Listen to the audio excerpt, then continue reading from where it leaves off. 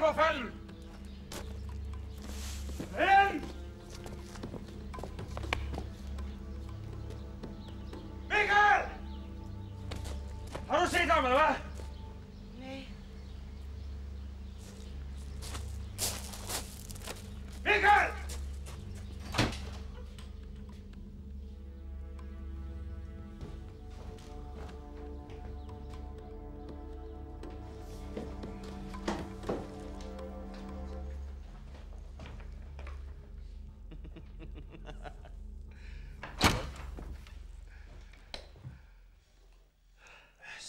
Satan! Så er det ud!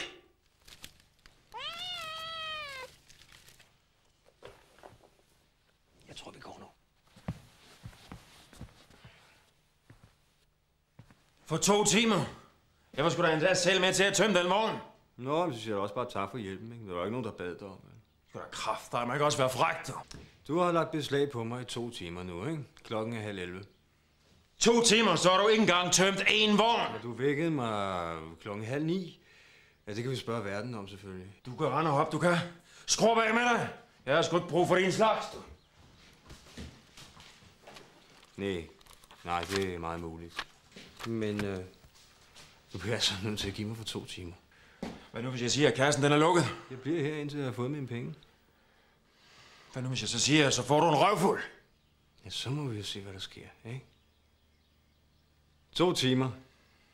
Og vi kan stå her og debattere lige så længe du har tid til.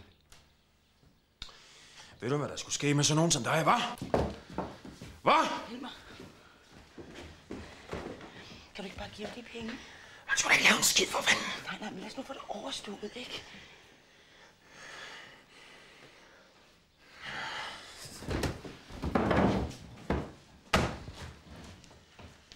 Giv mig dit personnummer, så jeg kan slippe for at se på dit fjes. Hilmar.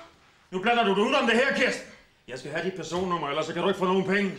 Jamen, det kan du nok ikke få. Du må sgu da have nogle papirer, har du ikke? Hvis jeg har haft nogen, så har jeg glemt dem. Hvor? Det kan jeg ikke huske. Giv mig nu bare de penge, ikke? Så vi kan få fred for hinanden. Hvad? Har du set fars papir? Kraft dig! Hilmar.